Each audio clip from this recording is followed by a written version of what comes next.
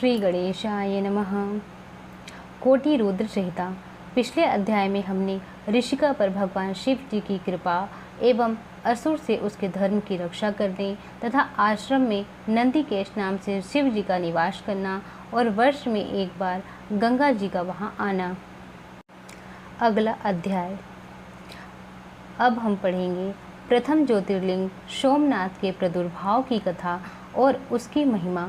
तदंतर कपिला नगरी के कालेश्वर, रामेश्वर आदि की महिमा बताते हुए सुत जी ने समुद्र के तट पर स्थित गोकर्ण क्षेत्र शिवलिंगों की महिमा का वर्णन किया। फिर महाबल नामक शिवलिंग का अद्भुत महत्व सुनाकर अन्य बहुत से शिवलिंगों का विचित्र महात्म्य कथा का वर्णन करने के पश्चात ऋषियों के पूछने पर वे ज्योतिर्लिंगों का वर्णन करने लगे। सुत जी बोले, ब्राह्मणों, मैंने सद्गुरु से जो कुछ सुना है वह ज्योतिर्लिंगों का महात्म्य प्रकट का प्रसंग अपनी बुद्धि के अनुसार संक्षेप में ही सुनाऊंगा। तुम सब लोग सुनो। मुने, ज्योतिर्लिंगों में सबसे पहले सोमनाथ का नाम आता है, अतः पहले उन्हीं के महत्व को सावधान होकर सुनो।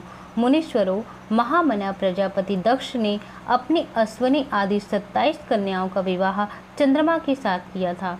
चंद्रमा को स्वामी के रूप में पाकर वे दक्ष कन्याएं विशेष शोभा पाने लगी तथा चंद्रमा भी उन्हें पत्नी के रूप में पाकर निरंतर सुशोभित होने लगे। उन सब पत्नियों में भी जो रोहिणी नाम की पत्नी थी, एकमात्र वही चंद्रमा को जितनी प्रिय थी उतनी दूसरी कोई पत्नी कदापि प्रिय नहीं हुई। इससे दूसरी स्त्रियों को बड़ा दुख हुआ। वे सब अपने पिताजी की शरण में गईं। वहां जाकर उन्होंने जो भी दुख था उसे पिताजी को निवेदित किया। द्विजो, वह सब सुनकर दक्ष भी दुखी हो गए और चंद्रमा के पास आकर शांतिपूर्वक बोले। दक्ष ने कहा, कलानिधि, तुम निर्मल कुल में उत्पन्न हुए हो। तुम्हारे आश्रय में रहने वाली जितनी स्त्रियां हैं उन सबके प्रति तुम्हारे मन में न्यूनाधिक भाव क्यों है? तुम किसी को अधिक और किसी को कम प्यार क्यों करते हो? अब तक जो किया सो किया, अब आगे फिर कभी ऐसा विषमतापूर्ण बर्ताव तुम्हें नहीं करना चाहिए, क्योंकि उसे नरक देने वाला बताया गया है। सुत जी कहते हैं, महर्षियों, अपने दामाद चंद्रमा से स्वयं ऐसी प्रार्थना करके प्रजापति दक्ष घर को चले आए। उन्हें पूर्ण निश्चय हो गया था कि अब फिर आगे ऐसा नहीं होगा, पर चंद्रमा ने प्रबल भावी से विवश होकर उनकी बात नहीं मानी। वे रोहिणी में इतने अशक्त हो गए थे कि दूसरी किसी पत्नी का कभी आदर नहीं करते थे। इस बात को सुनकर दक्ष बहुत दुखी हुए। फिर स्वयं आकर चंद्रमा को उत्तम नीति से समझाने तथा न्यायोचित वर्ताव के लिए प्रार्थना करने लगे। दक्ष बोले, चंद्रमा, सुनो, मैं पहले अनेक बार तुमसे प्रार्थना कर चुका हूँ, फिर भी तुमने मेरी बात नहीं मानी। इसलिए मैं आज तुम्हें श्राप देता हूँ कि तुम्हें क्षय रोग हो जाए। सुत जी कहते हैं, दक्ष के इतना कहते ही क्षण भर में चंद्रमा क्षय रोग से ग्रस्त हो गए। उनके क्षीण होते ही उस समय सब और महान हाहाकार मच गया। अब देवता और ऋषि कहने लगे कि हाय हाय, अब क्या करना चाहिए? चंद्रमा कैसे ठीक होंगे? मुने, इस प्रकार दुख में पड़कर सब लोग विहल हो गए। चंद्रमा ने इंद्र आदि सब देवताओं तथा ऋषियों को अपनी अवस्था सूचित की।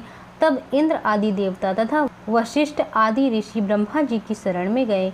उनकी बात सुनकर ब्रह्मा जी ने कहा, देवताओं, जो हुआ सो हुआ, अब वह निश्चय ही पलट नहीं सकता, अतः उसके निवारण के लिए मैं तुम्हें एक उत्तम उपाय बताता हूँ। आदर पूर्वक सुनो। चंद्रमा देवताओं के साथ प्रभास नामक शुभ क्षेत्र में जाएं और वहाँ मृत्युंजय मंत्र का विधि पूर्वक अनुष्ठान करते हुए भगवान शिव की आराधना करें।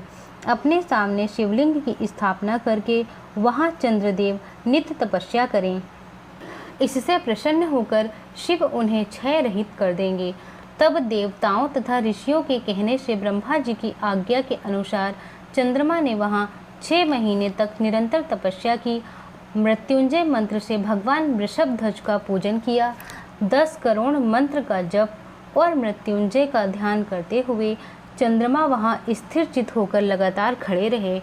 उन्हें तपस्या करते देख भक्त वत्सल भगवान शंकर प्रसन्न हो उनके सामने प्रकट हो गए और अपने भक्त चंद्रमा से बोले। शंकर जी ने कहा, चंद्रदेव, तुम्हारा कल्याण हो। तुम्हारे मन में जो अभिष्ट हो वह वर मांगो। मैं प्रसन्न हूँ, तुम्हें संपूर्ण उत्तम वर प्रदान करूँगा। चंद्रमा बोले, देवेश्वर, यदि आप प्रसन्न हैं तो मेरे लिए क्या असाध्य हो सकता है। तथापि प्रभु शंकर, आप मेरे शरीर के इस क्षय रोग का निवारण कीजिए। मुझसे जो अपराध बन गया हो उसे क्षमा कीजिए।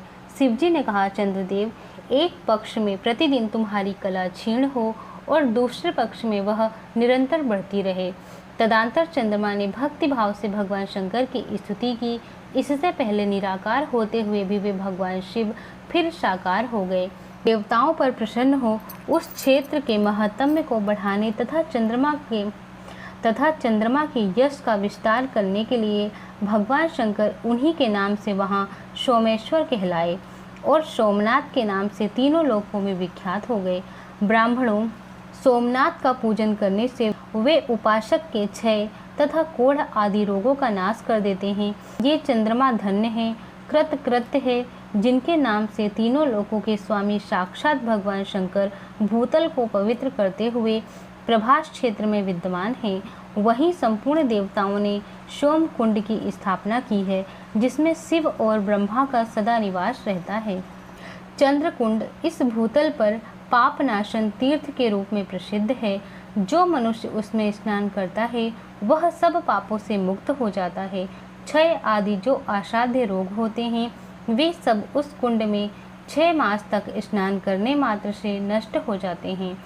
मनुष्य जिस फल के उद्देश्य से इस उत्तम तीर्थ का सेवन करता है उस फल को सर्वथा प्राप्त कर लेता है, इसमें संशय नहीं है। चंद्रमा निरोग होकर अपना पुराना कार्य संभालने लगे। इस प्रकार मैंने सोमनाथ की उत्पत्ति का सारा प्रसंग सुना दिया।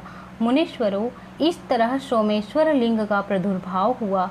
जो मनुष्य सोमनाथ के प्रादुर्भाव की इस कथा को सुनता अथवा दूसरों को सुनाता है वह संपूर्ण अभिष्टों को पाता है और सब पापों से मुक्त होता है। बोलो शंकर भगवान की जय, चंद्रदेव की जय। अगले अध्याय में हम मल्लिका अर्जुन तथा महाकाल नामक ज्योतिर्लिंगों के आविर्भाव की कथा तथा उनकी महिमा पढ़ेंगे। हमारे साथ जुड़े रहने के लिए हमारे चैनल डेली कथा एवं कहानियाँ को सब्सक्राइब कर लीजिए। Thank you for watching. धन्यवाद।